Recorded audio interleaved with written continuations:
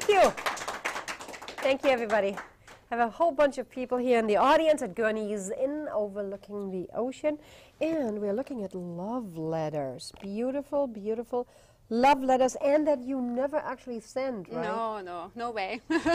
You wouldn't. Does he actually know that you created this book? I'm not sure. You're not sure. We're not going to tell him.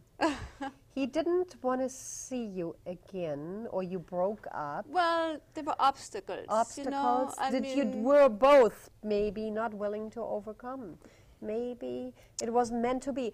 Miss Anne, there is nothing what happens in God's world by accident. And you might meet here in Montauk that fisherman of your dreams, that real nice guy who appreciates roses and rose petals. I've met somebody since. Ah! This has been a few years ago. See what I'm saying? So, is that beautiful? Yes. So, nevertheless, this is one of the pieces that you started or you had a wonderful exhibition at Pierre's. Yes, in Bridgehampton. In Bridgehampton. And this is part of the pieces? This is in the show. Yeah, there are 22 pictures in the show, and mostly the ones that pertain to the writing of the letters. I renamed the series Letters from Venice for the show because this book has an Italian title. And I just to give it a little bit more focus, you know, for the show. And it's mixed in with scenes from Venice, mostly the Bridge of Sighs, where I use double exposures, you know, with a lot of roses and romantic themes. And there's these images of the music. You know, I had my guitar in Venice, and I was singing this Caro mio ben, was actually a Venetian love song from the 17th century, I believe.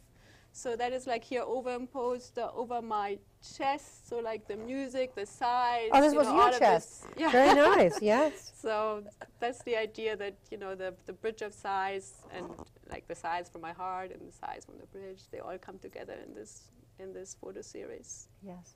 And then I dropped the rose petals in the canal and had this, you know, silly little romantic idea, the thought that, you know, one day there will be a rose-scented rain falling on this gentleman's, you know, shoulders, and he will think of me. So. Boy.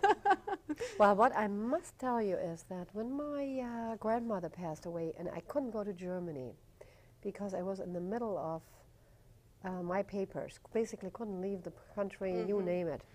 I went to the lighthouse, and the letter I always wanted to write her, which the things I didn't get to tell her, I put that into a bottle, and I sent it off. Yeah, that's the idea. And it very much helped, yes. Yeah. I really remember this very fondly and healingly.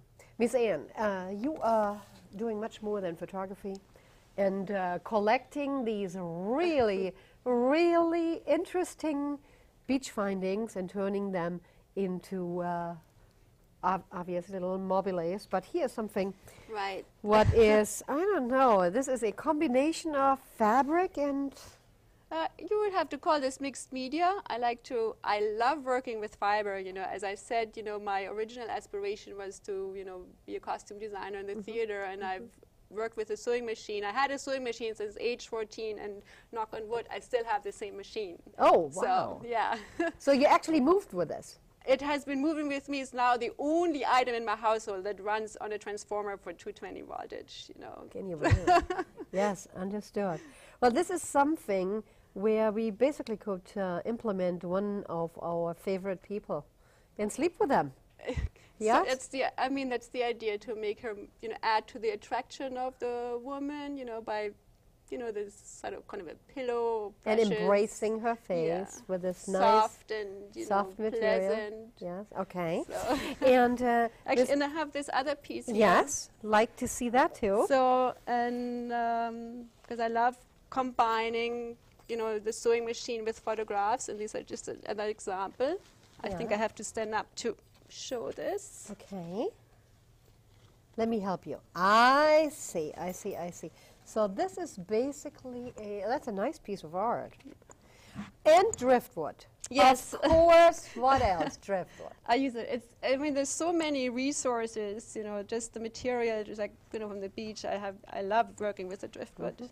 Well, driftwood is certainly Montauk, no doubt about it. And you worked with black black and white on white. Mm-hmm. Beautiful, very nice. Then she creates those plenty of bags, which are very unusual. Each one of them a piece of art in itself. And Yeah, that I is what have she has gotten there. into just fiber, going from like phases of only photography. Now I'm like totally into just working with a sewing machine. Yeah. And this is what, has come out of it. So that's the cat bag. That's the cat bag, yeah. Okay. And does somebody actually go shopping with something like that? they're very, very sturdy. I mean, I use them. I first made one for myself. I got one of these.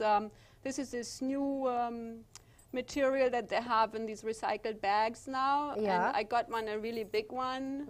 And I don't like walking around with this ugly looking, logo from some kind of company on there. Ah, So I and see. and that's how I started decorating it, because I just Because wanted you to. figured, you know what, it is a great idea, but they're ugly from the outside. Yeah, I mean, Yes, they're sturdy and yes. practical. So this makes them even sturdier. So this is an ugly green bag made pretty. Yes. Great idea. Wonderful. So- Like it. Actually, this was the first one. I just made this for Now- myself, and then I started making. I Yes. just And you love, know why you know- I love this? Because, of course, Right. the stars. The stars and stripes. Yeah, that is so neat. I got a bunch of flags, and I cut them up, and then several of the bags have them. I don't. My and- husband would probably have a little heart attack. I have them on a coat too. Yes. People love that coat. It looks very funky. It has the American flag on it, so it's patriotic. So. Miss Ann, the lady who moved from Germany into the city with the love of her life, and then to Montauk to forget and to start all over again, is always creating. You have creation, obviously in your love. It is your life.